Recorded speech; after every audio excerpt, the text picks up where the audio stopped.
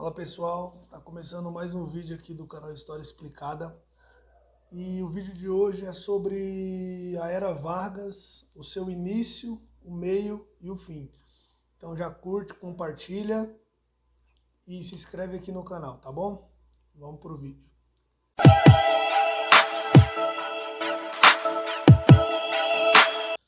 Bom, a Era Vargas, ela se deu início em 1930, mas a defasagem do governo brasileiro, da República, veio muito antes, veio em 1920 até 1930, quando as oligarquias mineiras e paulistas começaram a entrar em divergências por conta da República do Café com Leite, que era uma república principalmente dos cafeicultores paulistas e dos produtores mineiros, e principalmente também das classes médias altas, a burguesia, que comandavam toda a estrutura política. O presidente Washington Luiz se recusou a indicar um candidato mineiro para o cargo, e assim indicando o Júlio Prestes, que assumiria a presidência, isso perto do ano de 1930. E como funcionava essa República do Café com Leite? A República do Café com Leite, ela nada mais era do que toda a burguesia comandando a política. Ou seja, não existia o voto direto do povo para a presidência. Os presidentes eram indicados e votados dentro do Congresso. O presidente Washington Luiz indicava o seu sucessor, e assim por diante. Em 1930, o Rio Grande do Sul e Getúlio Vargas deu início ao golpe dos tenentistas, que foi um movimento maior de oposição ao governo de Washington Luiz, derrubando assim ele do poder. Uma coisa muito interessante é que dentro desses movimentos tenentistas existiam dois movimentos: o movimento da direita tenentista e da esquerda tenentista. Era a direita e a esquerda eram militarizadas. Hoje nós vemos que a esquerda brasileira prega muito a desmilitarização e tudo mais, e a direita já prega tudo aquilo que vem de extremo, digamos assim, em questões militares, né? Aquele sentimento militar, aquele sentimento de ordem total. Já a direita já prega lá algo mais liberal, algo mais pacifista, o que na época não era. Então, em 1930, logo após a Revolução de 30, né, Getúlio Vargas depôs o presidente Washington Luiz e impediu a tomada de posse do presidente Júlio Prestes. A Era Vargas durou 15 anos dentro do nosso país e foi de 1930 a 1945, quando teve seu fim, em 1945.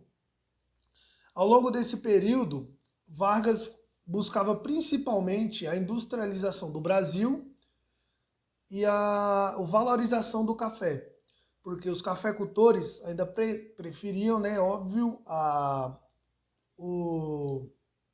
assim como Dom Pedro, Dom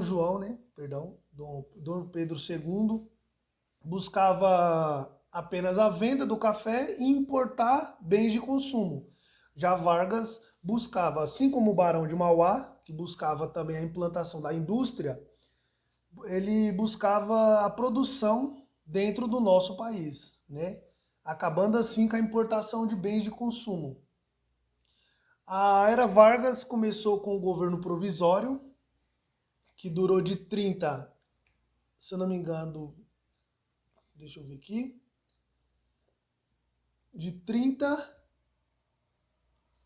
foi de 30 a 32. E algo que deixou também Getúlio muito mais forte, digamos assim, no poder, foi a Revolução de 1932, quando houve um protesto de frente do partido, né, o PPP, em São Paulo, e os, digamos assim, como eram chamados, getulistas, mataram 4 estudantes que eram, né, considerados estudantes, mesmo eles não sendo já, né, uns tinham 35, o outro tinha 30, um tinha 26, um 14, e isso acabou aumentando o sentimento de revolta, tanto no povo quanto na elite, né? E assim, em 1932, São Paulo declara guerra ao governo. Tanto que temos as campanhas maravilhosas, né, de São Paulo, e até hoje em São Paulo é comemorada assim a Revolução. E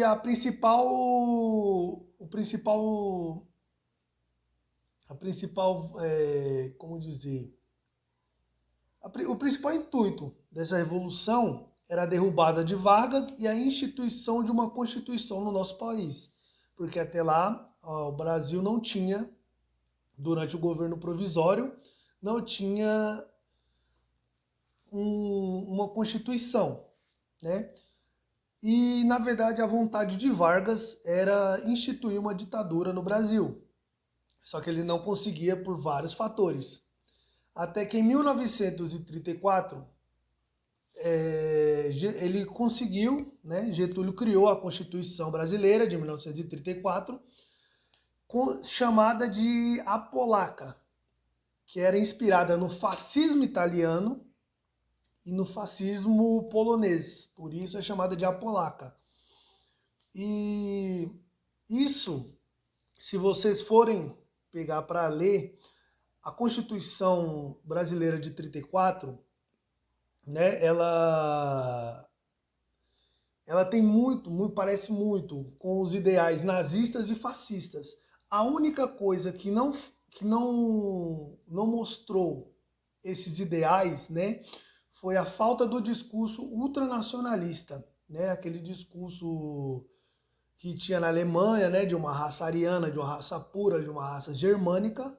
No Brasil não teve, o que deixou, digamos assim, o fascismo, né, e o nazismo dessa Constituição escondido, velado, né? E assim, em 1934, Vargas começa, em 1937, né? 1934 a 1937, inicia o governo constitucional, né? Que foi a fase da radicalização do Brasil, né? E a nova Constituição era considerada, né, bastante moderna e tinha também algo inovador para a época, que era o sufrágio universal feminino, que era principalmente, né, como dizer, ela principalmente focava, né, o sufrágio universal feminino no direito das mulheres ao voto e de participar de campanhas políticas e de serem eleitas. Tanto que nós temos a primeira mulher a ser eleita no Brasil, né? Agora eu esqueci o nome dela, mas eu vou colocar aí embaixo.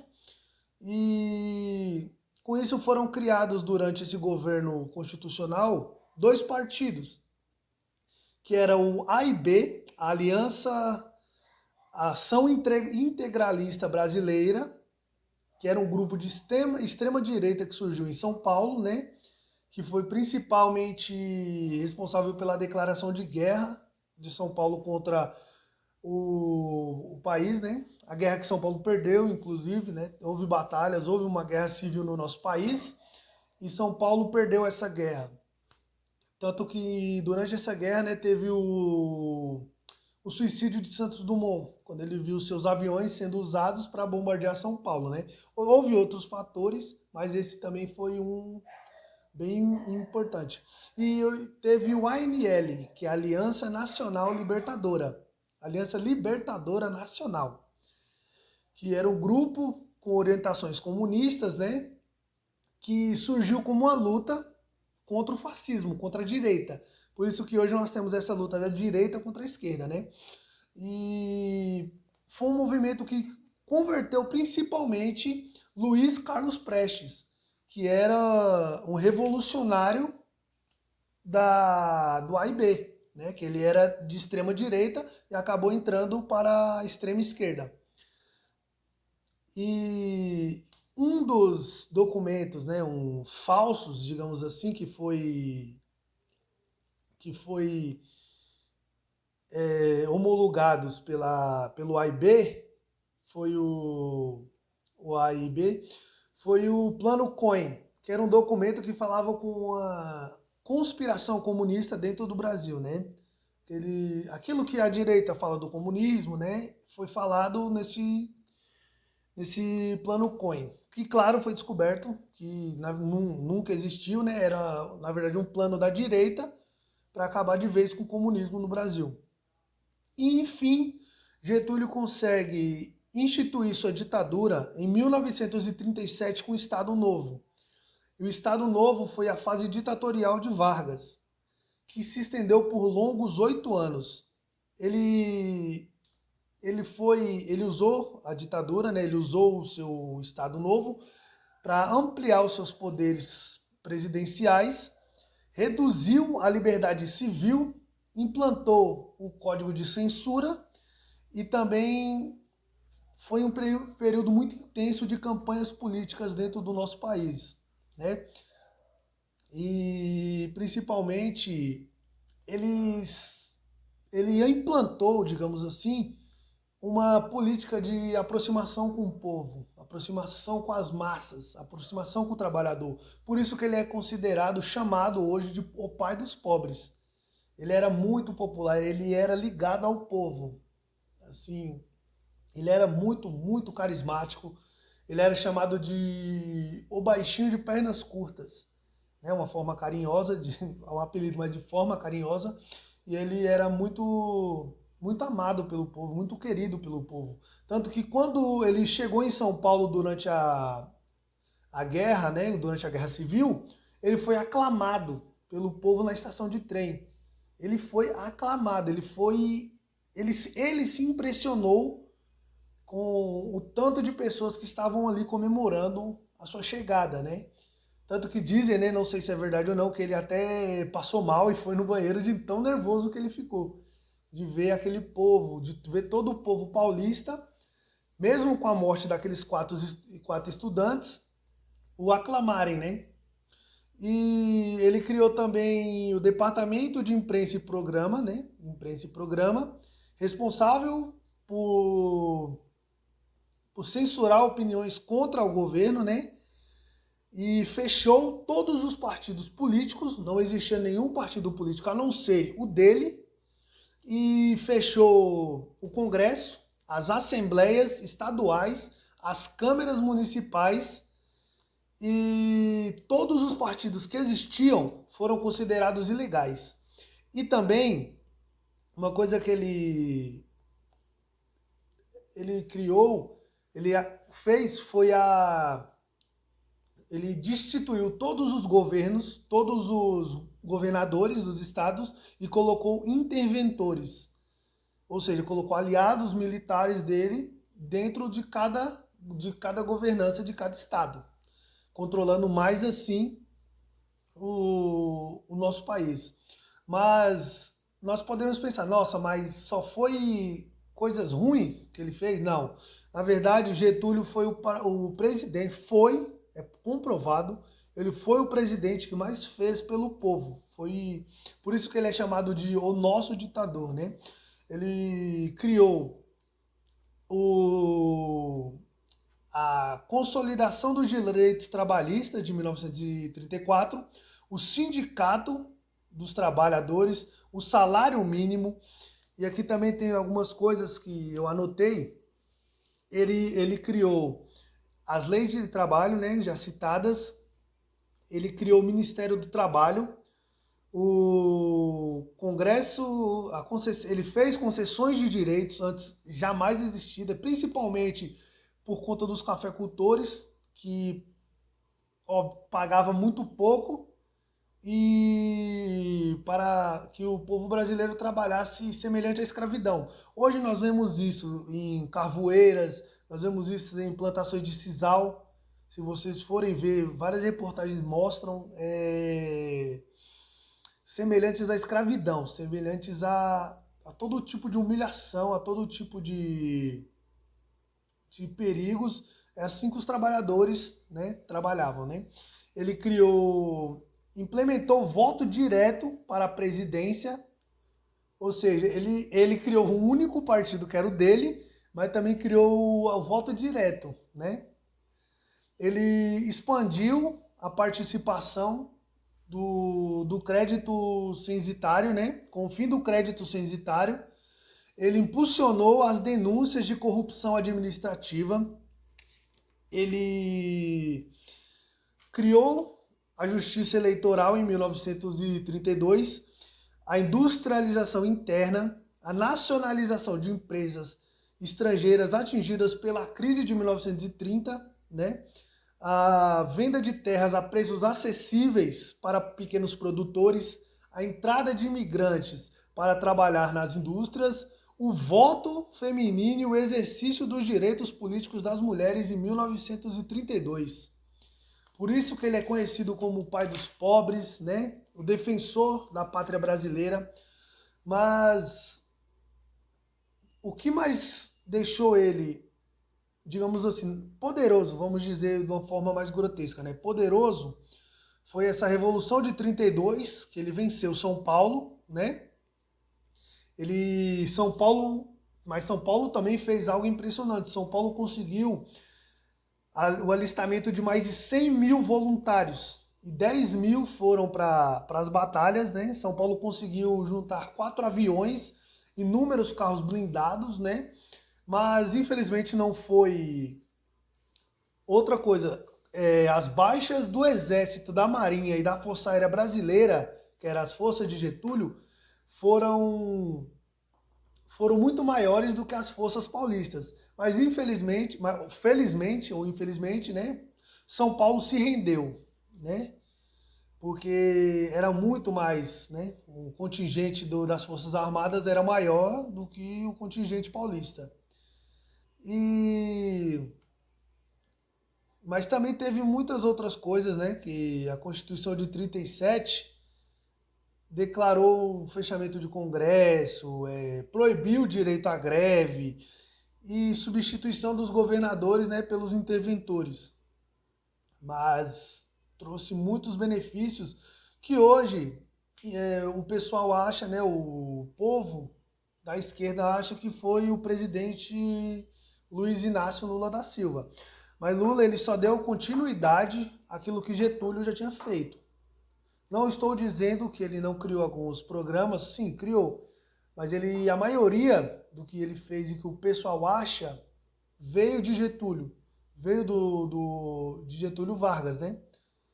Então nós precisamos estudar a nossa história, porque como diz uma frase, né? Um povo que não sabe de onde vem, não sabe por onde vai. E o governo, a era Vargas, né? Chegou ao fim em 29 de outubro de 1945. Né? Ela teve início em 30, né? 1930 e acabou em 45. Ele foi deposto pelos mesmos militares que o apoiaram durante a sua revolução, a sua tomada de poder no Brasil, como o Góes Monteiro e o Dutra, né? O general Dutra, que hoje, assim como o presidente Castelo Branco, dá nome à rodovia, né? A Dutra, em São Paulo. E assim que ele foi deposto, a democracia voltou e nos últimos 15 anos, né? Durante esse período, fizeram a primeira eleição do Brasil, né? Com eleições federais, né? Eleições em que o povo participou. E assim terminavam a segunda ditadura civil do nosso país, né? Civil-militar brasileira, né? Aí isso é a diferença, né, entre uma ditadura militar e uma ditadura civil. Essa foi uma ditadura cívico-militar, assim como a de 1964, que teve o apoio tanto do povo quanto das Forças Armadas. A de Getúlio também teve o apoio das Forças Armadas e do povo, né? Só que a era Vargas acaba em 1945, né? Mas dando assim, eu vou continuar falando até o final da vida de Getúlio, que foi um final assim, digamos assim, digno de um Oscar, né? Porque Getúlio, ele volta, ele ele volta ao poder dessa vez democraticamente em dia 31 de janeiro de 1951. Ele assume pela segunda vez a República e dessa vez ele foi votado com um número gigantesco de votos do povo, né? De acordo com a Carta Constitucional, já tinha substituído a polaca, né? A de 37, se não me engano, 34. E e entrando a de 1946, ele volta como presidente do Brasil, né? E ele fica no poder durante. Ele fica de 1940, de 51, né? E ele perdura por longos anos, né? Na presidência, dessa vez democraticamente, né? Eu vou pesquisar aqui quanto que foi a data da segunda entrada do poder dele, né? Deixa eu ver aqui.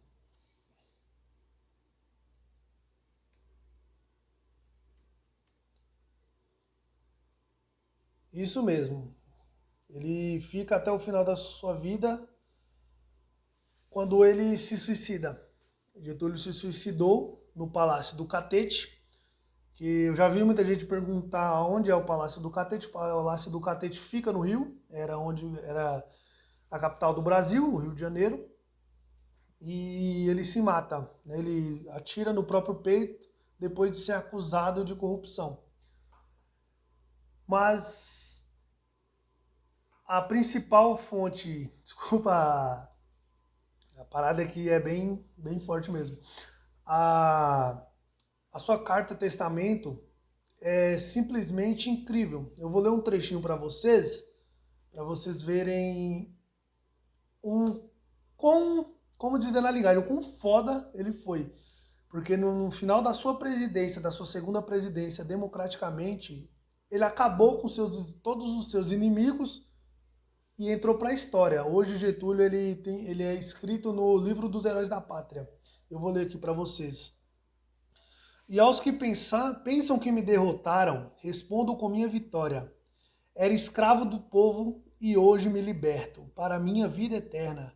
Mas esse povo a quem fui escravo não mais será escravo de ninguém.